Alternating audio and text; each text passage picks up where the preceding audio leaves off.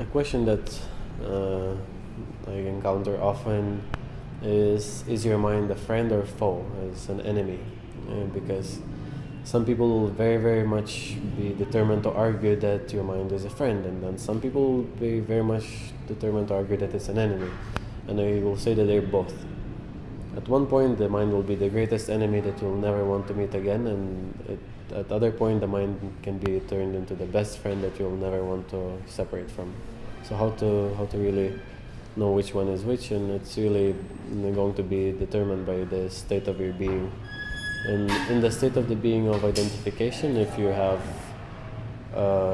negative experiences, or just observe your life, how your life is actually providing you a state of being right now. If you're really totally happy and content with your life as it is now, likely your mind is your friend. If you're not really happy with the state of life that you're experiencing right now, and you're always struggling and always having some troubles with whatever is happening, likely your experiencing mind is an enemy.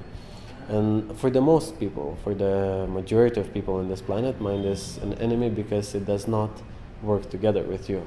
It seems to always have its own voice and always tells you and push you down, and anybody will confirm with their own experience that at one point or another the mind was not being a friend but actually acted as an enemy. And this is a very, very common quality of the mind, because the mind is often not considered to be the friend in many cases, and the enemy part of the mind is always going to be there, very strongly expressing itself in order to move you to its own direction. What mind wants is your energy. That's all. Mind lives on your energy, on your attention, on you always honoring whatever thoughts it gives. Now, how to turn mind into a friend? You have to kill it. That's the only way to turn into a friend. Before you do that, it will always be a pretentious friend, which will always have a sword or a knife in his hand, and whenever you don't look, it will stab you. It's been confirmed by many people that they try to befriend the mind, but it eventually turns into not a very friendly experience after all. So the most direct way is to, first of all, kill the mind, because for the majority of your life you don't even need it. You don't need the mind to go to the washroom. You don't need the mind to remember your name. When somebody calls your name, it's there. It's already, response is there. Everything is being presently experienced. So how to avoid all of that is really by bringing everything into presence, and when you're present, you observe how the mind acts. When the mind acts, what patterns mind takes.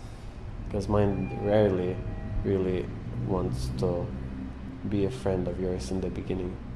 When you kill it, you can bring it back when you need it. The way I use the mind is the same as I use the knife to cut a tomato. I need it, I cut a tomato, I put it away. I don't need it for most of my daily life, I just live.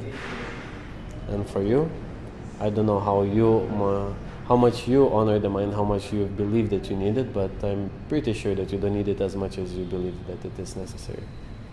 So for the recognition, how to recognize is your mind a foe and friend. Observe what state of life are you having now. Are you happy with your life or not?